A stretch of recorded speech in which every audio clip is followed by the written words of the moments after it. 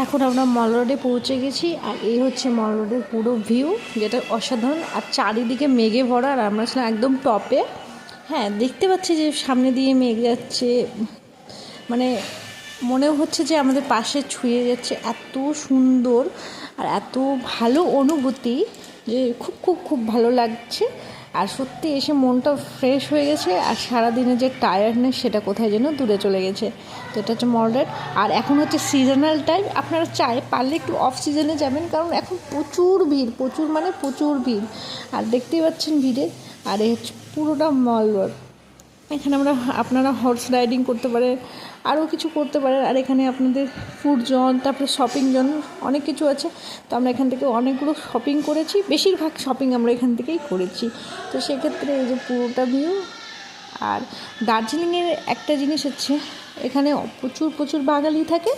আর দ্বিতীয়ত হচ্ছে এখানে নেপালি কালচারটাও ফলো করা হয়, অনেকটা নেপালি আছে, আর এদের ভাষাটাও নেপালি ভাষা। তো সেক্ষেত্রে নেপাল আর দার্জিলিংয়ের মধ্যে খুব একটা পার্থক্য অনুভূতি করতে পারবেন না। হ্যাঁ, অবশ্যই এরা ইন্ডিয়ান। আর এই যে দেখতে পাচ্ছেন পুরোটা একদম কুয়াশা কুয়াশা মতো হয়ে আছে, পুরোটা কিন্তু মেঘ। আর প্রায় সন্ধ্যা হতে আসছে, আর এখানে আমি আর সবাই আছে।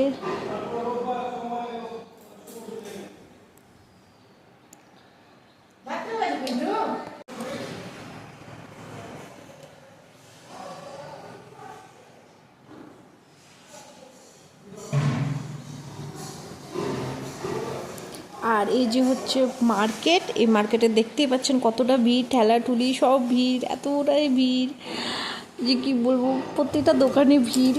তা সত্ত্বেও আমরা শপিং করব, কিছু করার নেই। আর এখানে একটা জিনিস হচ্ছে, এই যে হপ গ্যালারি, এটা আমরা পরে এসে ঢুকবো, কিন্তু এখন ঢুকবো না, কারণ আগে পুরোটা ঘুরে নিই। কারণ এখানেও প্রচুর ভিড়, লাইন দেওয়া ছিল, তাই ভাবলাম যে আগে প্রচুরটা ঘুরে নিই, তারপরে পরে এসে এখানে যাই হোক নিজেরা একটা করে স্ন্যাক্স পার্টি করবো। আর এই হচ্ছে নেপালি আর দার্জিলিং কালচারের কিছু ওভারভিউ, টয় ট্রেন থেকে সব কিছুই আছে। আমরা এটা পুরোটা দেখতে দেখতে যাচ্ছি।